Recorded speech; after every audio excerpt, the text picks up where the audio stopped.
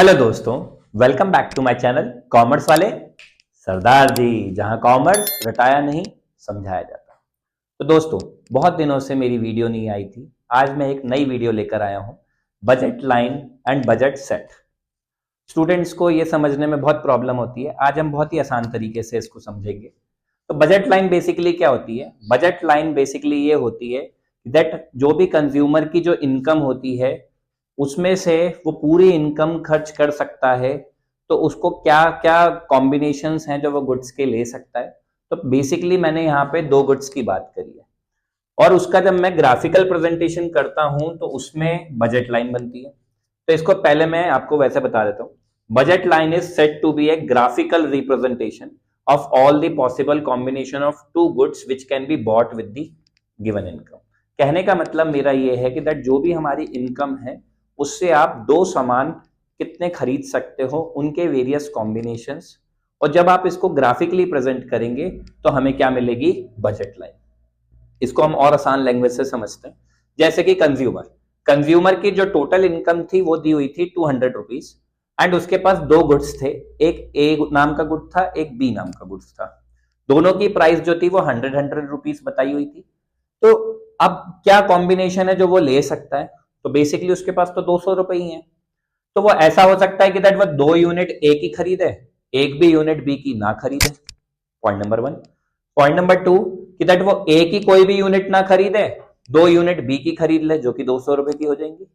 और तीसरा जो कॉम्बिनेशन होगा वो क्या हो सकता है कि एक यूनिट वो ए की खरीदे, एक यूनिट वो बी की खरीदे। तो ये तीन पॉसिबल कॉम्बिनेशन है जो बजट लाइन में आ सकता है। इसको जब हम ग्राफिकली प्रेजेंट करेंगे तो उससे हमें क्या पता लगेगी? बजट लाइन पता लगेगी। अब हम बात करते हैं किसकी? Budget set. बजट सेट भी क्या होता है कि स्टूडेंट कंफ्यूज रहते हैं कि बजट लाइन और बजट सेट में क्या डिफरेंस है। तो एक छोटा सा डिफरेंस है कि दैट बजट लाइन में वो कंज्यूमर की जितनी भी इनकम है वो सारी खर्च कर दी गई है, जबकि बजट सेट में क्या होता है कि दैट कंज्यूमर की या तो सारी इनकम खर्च हो भी सकती है और ये भी हो सकता है कि दैट कुछ पैसा उसका बच भी जाए।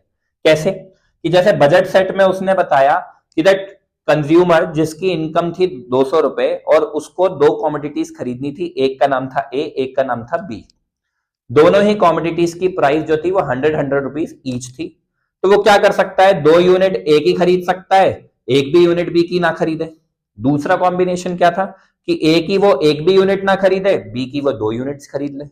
और तीसरा कॉम्बिनेशन क्या था कि एक यूनिट वो ए की खरीद सकता है, एक यूनिट वो बी की खरीद सकता है।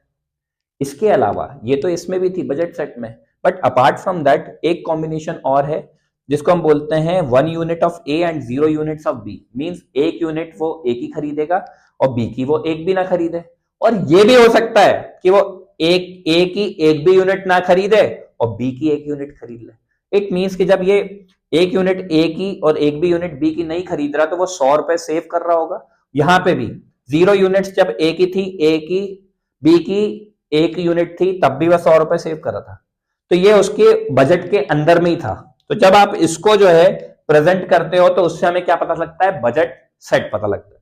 यानी कि budget set is the collection of all the bundles और the combinations of two commodities which a consumer can afford with his given income at a prevailing market price। Means जो भी मार्केट में प्राइस चल रही होगी उसके हिसाब से कंज्यूमर क्या कॉम्बिनेशन ले सकता है। ये सारे पॉसिबल कॉम्बिनेशंस थे। इसे हम क्या बोलते हैं? बजट सेट बोलते हैं। आई होप आपको मेरी ये बातें समझ में आई होंगी। अगर आपको मेरा ये वीडियो पसंद आए तो वीडियो को लाइक करें, सब्सक्राइब करें और अपने दोस्तों के साथ शेयर करें। Thank you.